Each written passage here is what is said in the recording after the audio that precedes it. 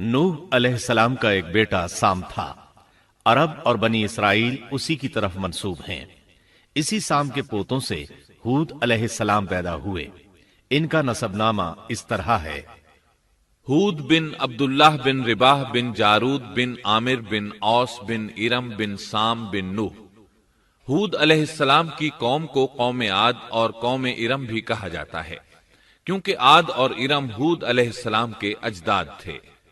قوم ہود احقاف نامی ایک بستی میں آباد تھی، اور یہ بستی عمان اور حضرہ موت کے درمیان ریت کے ٹیلوں والے علاقے میں تھی۔ عربی میں احقاف ریت کے ٹیلوں کو کہتے ہیں۔ یہ علاقہ سمندر کے کنارے واقع تھا اور شہر کے نام سے پکارا جاتا تھا۔ قرآن مجید میں سورۃ الاحقاف آیت 21 میں اللہ تعالیٰ نے انہیں ان کی بستی کی طرف منسوب کرتے ہوئے مخاطب کیا ہے۔ اور عاد کے بھائی کو یاد کرو جبکہ اس نے اپنی قوم کو احقاف میں ڈرایا۔ قوم عاد کے لوگ اپنی رہائش کے لیے خیمے پسند کرتے تھے۔ ان کے خیمے بہت مضبوط اور پختہ ہوتے تھے۔ یہ لوگ ان کو بڑی مہارت سے بناتے تھے، پھر ان پر فخر کرتے تھے۔ اللہ تعالیٰ سورۃ الفجر آیات 6 تا 8 میں فرماتے ہیں: کیا آپ نے نہیں دیکھا کہ آپ کے رب نے عاد کے ساتھ کیا کیا، جو نسل ارم سے تھے، ستونوں والے تھے، جن کے مانند کوئی قوم دنیا کے ممالک میں پیدا نہیں کی گئی۔ اللہ تعالیٰ نے ان کی کاریگری اور فن کی ایک مثال دی ہے کہ وہ ایسے خیموں میں آباد تھے جن کے ستون بہت مضبوط تھے، طاقتور تھے۔ ان لوگوں نے شہروں اور بستیوں کو ایسی کاریگری سے بنایا کہ ان کے متعلق عجیب و غریب روایات مشہور ہو گئیں۔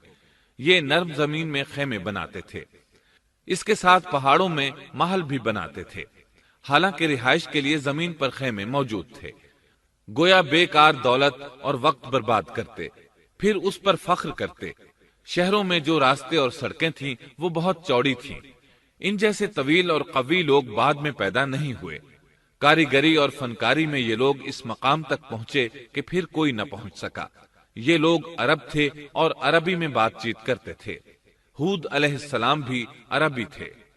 اسماعیل علیہ السلام سے پہلے کے عرب باشندے عرب عاربہ کہلاتے ہیں۔ ان کے مشہور قبائل یہ ہیں: عاد، سمود، جرہم، امیم، قحطان اور مدین وغیرہ۔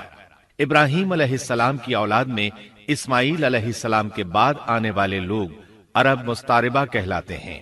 اسماعیل علیہ السلام عربی نہیں تھے، کنعانی تھے۔ جب ابراہیم علیہ السلام اسماعیل علیہ السلام کو مکہ معظمہ میں چھوڑ آئے اور اسماعیل علیہ السلام نے عربوں سے میل جول قائم کیا تو ان سے عربی سیکھ لی اور اس میں بہت مہارت پیدا کر لی، یہاں تک کہ آپ کو عرب کا فصیح کہا جانے لگا۔ اہل عرب میں فصاحت و بلاغت آپ ہی سے آئی۔ رسول اللہ صلی اللہ علیہ وسلم بھی اسی انداز میں فصیح و بلیغ عربی میں بات کرتے تھے۔ طوفان نوح کے بعد جب دوبارہ لوگوں کو پیدا کیا گیا تو وہ ایک مرتبہ پھر ان بستیوں میں رہنے کے لیے چلے گئے جہاں نوح علیہ السلام رہا کرتے تھے۔ نوح علیہ السلام شام کے شمال اور ترکی کے جنوبی علاقوں میں رہا کرتے تھے۔ لوگ یہاں آباد ہو گئے۔ پھر یہاں سے کچھ لوگ فلسطین اور شام کی طرف ہجرت کر گئے اور کچھ لوگ جزیرے کی طرف ہجرت کر گئے، اور قوم عاد جزیرے کے جنوب میں آ کر آباد ہو گئی۔ اس وقت تمام لوگ توحید پر تھے۔ طوفان کے ساتھ جب زمین پامال ہو گئی تو اس پر سوائے نوح علیہ السلام کی اولاد کے اور کوئی زندہ نہ رہا۔ یہ لوگ توحید پرست تھے، لیکن وقت کے ساتھ ساتھ قوم عاد آباد ہوئی اور شیطان نے ان کے دلوں میں وسوسہ ڈالا۔ اس طرح وہ شیطان کی عبادت کرنے لگے۔ چنانچہ قوم نوح کے بعد سب سے پہلے جس قوم نے بت پرستی اختیار کی وہ قوم عاد تھی۔ اس قوم کو اللہ تعالیٰ نے بہت ڈیل ڈول دیا تھا۔ وہ بہت طاقتور قوم تھی۔ مفسرین بیان کرتے ہیں کہ ان کے جسم بہت مضبوط اور ٹھوس تھے، قد بہت لمبے تھے۔ آدم علیہ السلام کا قد 60 ہاتھ تھا۔ اس قوم کا قد بھی قریباً اتنا ہی تھا۔ اس طرف سورۃ الاعراف آیت 69 میں اشارہ موجود ہے۔ اللہ تعالیٰ فرماتے ہیں: اور تم وہ حالت یاد کرو جب اللہ نے تمہیں قوم نوح کے بعد جانشین بنایا اور ڈیل ڈول میں تمہیں زیادہ پھیلاؤ دیا، سو تم اللہ کی نعمتوں کو زیادہ یاد کرو تاکہ تم فلاح پا جاؤ۔ ہود علیہ السلام کی زبانی اللہ تعالیٰ ان کی فنکاری کو بیان کرتے ہوئے فرماتے ہیں کہ ہود علیہ السلام نے ان سے کہا، کیا تم ایک ایک ٹیلے پر بطور کھیل نشان لگا رہے ہو؟ مطلب یہ کہ یہ لوگ پہاڑوں کی چوٹیوں پر محل تعمیر کرتے تھے۔ جب ان سے کہا جاتا کہ تم رہتے تو زمین پر ہو اور گھر پہاڑوں پر بناتے ہو، اس کی کیا وجہ ہے؟ اور تم اتنے مضبوط محل تعمیر کر رہے ہو، گویا ہمیشہ یہیں رہو گے۔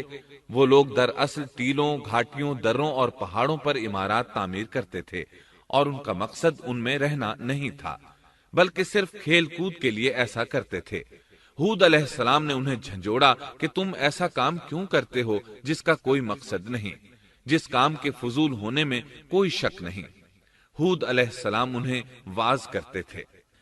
اے میری قوم، اللہ نے تمہیں بڑی قوت سے نوازا ہے۔ تمہاری طاقت کا عالم یہ ہے کہ جب تم کسی پر ہاتھ ڈالتے ہو تو ظلم کرتے ہو، کوئی شخص تمہارے سامنے آنا گوارا نہیں کرتا۔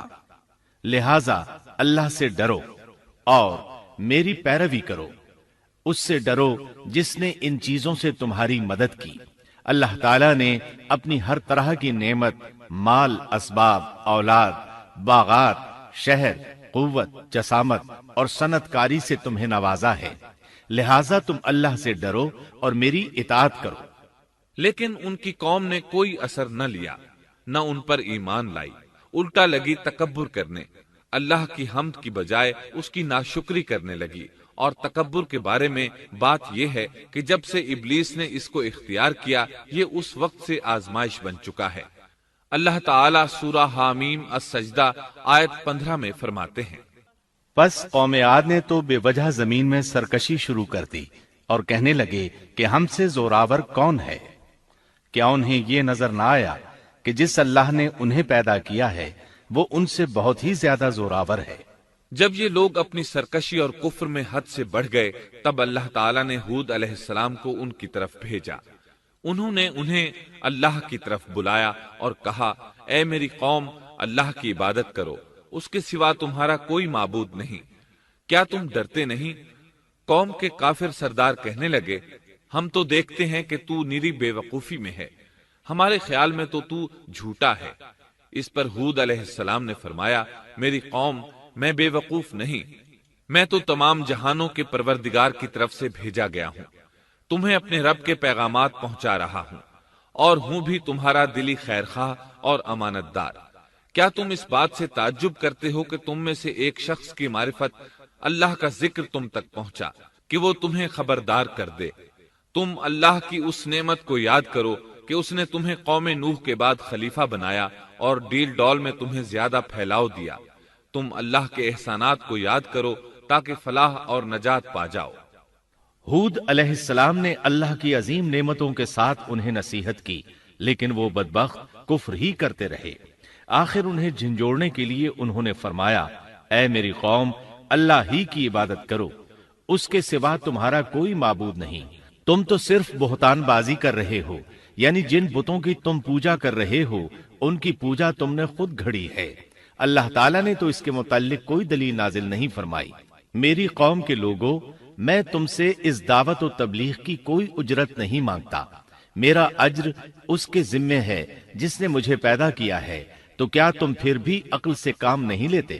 اے میری قوم کے لوگوں، اپنے رب سے گزشتہ گناہوں کی معافی طلب کرو، آئندہ گناہوں سے توبہ کرو، تاکہ وہ برسنے والے بادل تم پر بھیج دے اور تمہیں طاقت میں اور بڑھا دے، تاکہ تم گناہگار ہونے کے باوجود روگردانی نہ کرو۔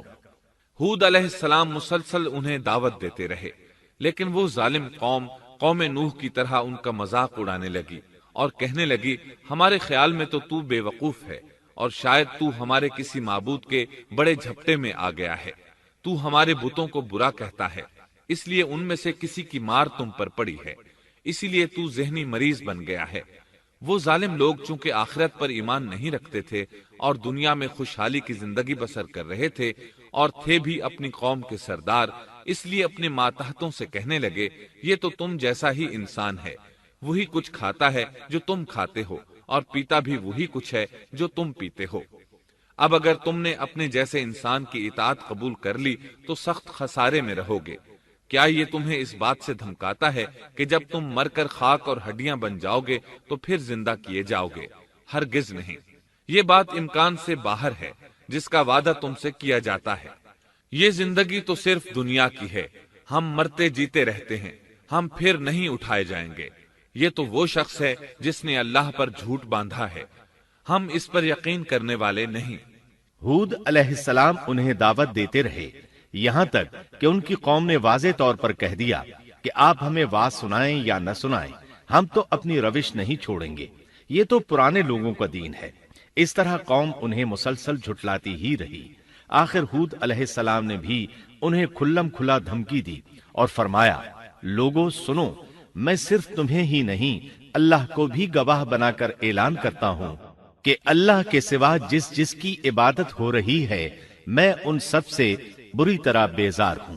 اب تم ہی نہیں اپنے ساتھ اوروں کو بھی بلا لو اور اپنے ان سب جھوٹے معبودوں کو بھی بلا لو، اور تم سے جو ہو سکے مجھے نقصان پہنچا دو، مجھے کوئی مہلت نہ دو، نہ مجھ پر ترس کھاؤ۔ یہ فرمانے کے بعد انہوں نے اللہ سے دعا کی، اے پروردگار، ان کے جھٹلانے پر تو میری مدد فرما۔ اللہ کی طرف سے آپ کو جواب ملا، یہ تو بہت ہی جلد اپنے کیے پر پچھتانے لگیں گے۔ اللہ کے نبی کا انکار کرنے، اس سے بغض رکھنے اور اس کا مذاق اڑانے والوں کا انجام کیا ہوا؟ اللہ نے انہیں ایسے زناٹے کی آندھی سے تہس نہس کیا کہ جس کی تاریخ میں مثال نہیں ملتی۔ اللہ نے ان سے بارش روک لی، اس سے خشک سالی کی کیفیت پیدا ہو گئی، درخت اور پھل ختم ہو گئے، وہ لوگ بارش کی خواہش کرنے لگے۔ اسی حالت میں ایک دن اللہ نے انہیں عذاب دینے کا ارادہ فرمایا۔ انہوں نے دیکھا ایک سیاہ بادل ان کی طرف بڑھ رہا ہے، خوشی سے اچھلنے لگے، کہنے لگے یہ بادل ہم پر برسنے والا ہے، جبکہ ان کا خیال غلط تھا۔ دراصل ابر کی صورت میں یہ وہ قہر الہی تھا جس کے آنے کی وہ جلدی مچا رہے تھے۔ وہ عذاب ان کی بستیوں کی تمام چیزوں، پھلوں، خیموں، درختوں کو تہس نہس کرتا ہوا آیا۔ اسے اللہ کا یہی حکم تھا۔ آندھی اس قدر زبردست تھی کہ پہاڑوں پر ان کے تعمیر کردہ محلوں تک کو اڑا لے گئی۔ مجرموں کا یہی بدلہ ہے۔ اللہ تعالیٰ سورۃ الزاریات آیت 41 اور 42 میں فرماتے ہیں، اسی طرح عادیوں میں بھی ہماری طرف سے تنبیہ ہے، جبکہ ہم نے ان پر خیر و برکت سے خالی آندھی بھیجی، وہ جس چیز پر گرتی تھی اسے بوسیدہ ہڈی کی طرح چورا چورا کر دیتی تھی۔ اس آندھی نے ہر چیز کو فنا کر کے رکھ دیا۔ اللہ تعالیٰ ان کی تباہی ایک جگہ ان الفاظ میں بیان کرتے ہیں، قوم عاد نے بھی جھٹلایا، پس کیسا ہوا میرا عذاب اور میری ڈرانے والی باتیں۔ ہم نے ان پر تیز و تند مسلسل چلنے والی ہوا ایک لگاتار منحوس دن میں بھیج دی، جو لوگوں کو اٹھا اٹھا کر دے پٹکتی تھی، گویا کہ وہ جڑ سے کٹے ہوئے کھجور کے تنے ہیں۔ پس کیسی رہی میری سزا اور میرا ڈرانا۔ یقیناً ہم نے قرآن کو نصیحت کے لیے آسان کر دیا ہے، پس کیا ہے کوئی نصیحت پکڑنے والا؟ ایک تیسرے مقام پر اللہ نے ان کی ذلت اور رسوائی کا ذکر یوں کیا ہے، قوم عاد بے حد تند اور تیز ہوا سے غارت کر دی گئی۔ وہ ہوا ان پر برابر لگاتار 7 رات اور 8 دن تک اللہ کے حکم سے چلتی رہی۔ آپ وہاں ہوتے تو دیکھتے کہ وہاں لوگ یوں چاروں شانوں چت گرے پڑے ہیں جیسے وہ کھجوروں کے کھوکھلے تنے ہوں۔ کیا ان میں سے کوئی بھی آپ کو باقی نظر آ رہا ہے؟ ہود علیہ السلام کو اللہ تعالیٰ نے اپنی رحمت سے نجات دی، باقی تمام جگہوں پر تباہی تھی، لیکن جس جگہ ہود علیہ السلام اور ان کے ساتھی تھے اس طرف یہ ہوا پھٹکی بھی نہیں۔ کہا جاتا ہے کہ ایک باڑ تھی جس میں ہود علیہ السلام، حیوانات، چوپائے اور ان پر ایمان لانے والے تھے، اور آندھی نے ہر چیز کو فنا کر ڈالا۔ اللہ تعالیٰ سورہ آراف آیت 72 میں فرماتے ہیں، غرض ہم نے انہیں اور ان کے ساتھیوں کو اپنی رحمت سے بچا لیا اور ان لوگوں کی جڑ کاٹ دی جنہوں نے ہماری آیتوں کو جھٹلایا تھا اور وہ ایمان لانے والے نہ تھے۔ اسی طرح سورہ ہود میں اللہ فرماتے ہیں، جب ہمارا حکم آ پہنچا تو ہم نے ہود کو اور ان کے ساتھیوں کو اپنی خاص رحمت سے نجات دی، ہم نے ان سب کو سخت عذاب سے صاف بچا لیا۔ یہ تھے قوم عاد کے لوگ جنہوں نے اپنے رب کی آیتوں کا انکار کیا اور اس کے رسولوں کی نافرمانی کی، اور ہر ایک سرکش نافرمان کے حکم کو مانا۔ دنیا میں بھی ان پر لعنت لگا دی گئی اور قیامت کے دن بھی۔ دیکھ لو قوم عاد نے اپنے رب سے کفر کیا، ہود کی قوم عاد پر لعنت ہو۔ اس طرح قوم عاد تباہ ہو گئی۔ ان کے بعد مومنوں نے ان کے باقی بچ جانے والے مکانات پر قبضہ کر لیا اور وہاں رہنے لگے۔ پھر ہود علیہ السلام نے حضرہ موت میں وفات پائی۔